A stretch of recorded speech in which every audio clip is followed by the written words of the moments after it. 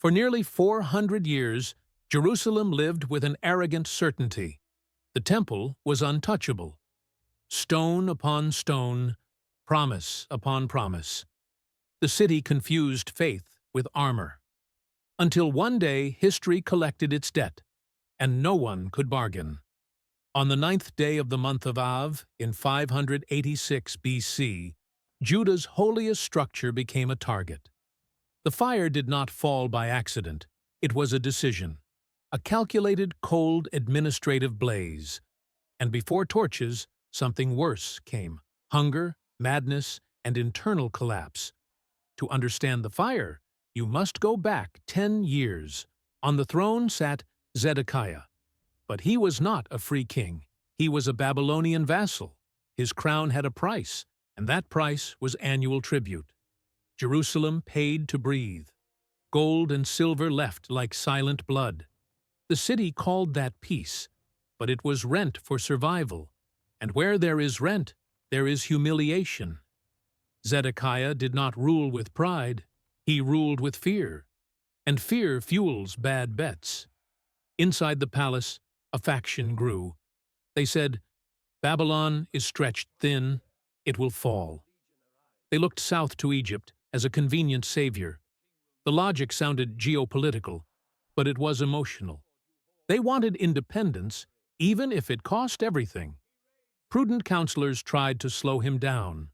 Jeremiah warned Egypt was unreliable, that rebellion was slow suicide.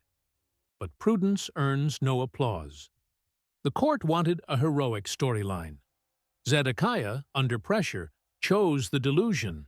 He stopped sending tribute. He expelled diplomats. He cut the thread that kept the empire at bay. In practice, he declared war. Not a shout on the walls, but a bureaucratic move with physical consequences. And the empire understood. Nebuchadnezzar did not respond with letters. He responded with total mobilization. This was not a punitive raid. It was an erasure force. When watchmen looked north, they saw dust, thousands, horses, engines, soldiers, a storm of iron advancing without haste. The city expected arrows and battering rams, like a movie. But the empire was smarter. Jerusalem had strong walls, high ground, steep valleys. A direct assault would waste men. So came the crueler strategy. Don't enter, prevent entry. In 588 BC, the siege closed like a cage. Babylonians built barriers all around the city. The message was simple: no one leaves, and more importantly, no food enters. The sword became secondary. The main weapon was hunger, slow, unglorious death. At first, there were stores, water, a false sense of control. The walls seemed to win. But days became weeks, weeks became months. Outside, the enemy trained and cooked. Inside, the people spent their future. Every meal was a countdown: 30 months, 2.5 years, enough time for hope to age and rot. You woke up seeing enemy camps on the horizon, like a clock of death. The city became a pressure cooker. Bread rose in price while dignity dropped. Trade routes were cut, messages intercepted. External allies became myth. Jerusalem became an island surrounded by enemy soldiers. The plan was mathematical: weaken defenders until they couldn't lift shields. And when the body loses strength, the mind loses courage. What Nebuchadnezzar may not have foreseen was the horror born inside the cage. The external enemy waged war. The internal enemy did worse: dehumanization. When hunger becomes law, civilization is only varnish. And varnish peels fast when the stomach rules. The economy collapsed first. Gold and silver lost meaning. You can't eat metal. Inflation became an insult. A piece of moldy bread became worth more than an entire property. The city learned too late. Wealth without food is dead weight. Social structure melted with humiliating speed. Nobles, once untouchable, wandered alleys, skin stuck to bone. The difference between rich and poor evaporated. Inside the walls, there were only two real classes, those already dead and those waiting to die. Cistern water sank until it turned to sludge. With sludge came disease. With disease came panic. In confined space, plagues spread like invisible fire.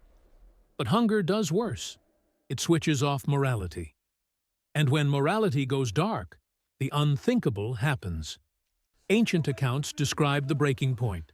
Compassionate mothers lost their minds. Hunger asked no permission. It invaded. To survive one more day, some cooked their own children. Jerusalem wasn't first defeated by Babylonian arrows. It devoured itself from within.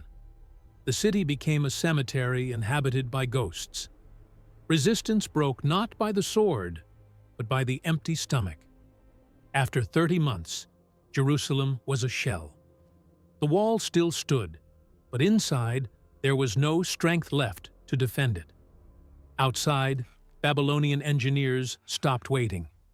They searched for a structural weakness in stone, and found it. The sound that shattered the night wasn't thunder. It was stone crushing stone. A breach opened in the northern wall, and with it, the theater ended. The invasion was not heroic. Defenders could barely raise shields. Babylonians entered like a flood of bronze and iron. Narrow streets turned into corridors of panic. Torches lit civilian slaughter. And in the chaos, the man responsible made his final choice. Zedekiah did not stay. He fled. He opened a discreet passage near the king's garden and escaped with officials into the night. He abandoned the people to save his own skin. The plan was to reach Jericho's plains and vanish beyond the Jordan. But flight, starvation, and panic don't beat well-fed cavalry. Babylonian scouts found the group in open ground. The elite guard, sworn to protect him, scattered. Zedekiah was left alone in the dust. Captured alive, he was chained. He wasn't taken back to Jerusalem. He was dragged to Riblah, the Babylonian headquarters. There Nebuchadnezzar waited like a betrayed creditor, not a diplomat. Zedekiah may have expected a quick execution, but the empire wanted an example. An example must endure. The punishment was designed to break the man from the inside. Zedekiah's sons were brought before him, young princes, the future of the line. One by one, executed. It wasn't only death, it was erasing a dynasty in the father's eyes. Then came the final blow. They did not kill Zedekiah. They blinded him. The logic was sadistic. His last image would be his sons dying. He was left alive, blind, and shattered, carried to Babylon to rot in prison. The political beheading continued. Nebuzaradan captured the remaining leaders, high priest, second priest, counselors. No long trial. Summary execution. The nation was cut at the neck. Jerusalem became orphaned. No king, no leadership, no defense. And here is the cruel detail. The city didn't burn immediately. For about 30 days, Jerusalem stayed strangely intact. This was not mercy. It was logistics. Nebuzaradan didn't come to occupy. He came to execute. The order was clear. Erase the power center. When torches came, the target wasn't the poor people's huts. It was the symbol. Palace, mansions, and above all, the house of God. Ancient cedar, dry and varnished. When it caught, it wasn't a simple fire. Violent combustion, immense heat, stone cracking. The sanctuary's gold melted and ran into cracks like metallic lava. The inferno lasted days, which is why records vary on dates. It began one afternoon, burned through the night, and kept consuming until only a black, smoking scar remained. After the fire came the industrial phase. Hammers against metal. The Babylonians didn't only want to destroy, they wanted profit. Columns of bronze, Basins, censers, sacred objects, everything became catalogued scrap. The temple was the nation's bank. Now the vault stood open. Human plunder was even more strategic. Babylon drained skilled labor. Artisans, smiths, strong youths, intellectuals, chained in long lines for exile. Left behind were poor farmers. The emptied land became a bitter inheritance for those who never ruled. The march east marked the Babylonian captivity. They lost city, king, and temple. It looked like the end. But such an end creates a vacuum, and vacuum forces reinvention. And here enters physical proof. The destruction isn't metaphor. It's a layer in the ground. If you excavate Jerusalem today, you find the dark band, compact soot, charred wood, shattered pottery. Archaeologists call it the Babylonian destruction layer. Arrowheads appear like a signature. The earth froze the moment of collapse, like a preserved crime scene. The final irony is brutal.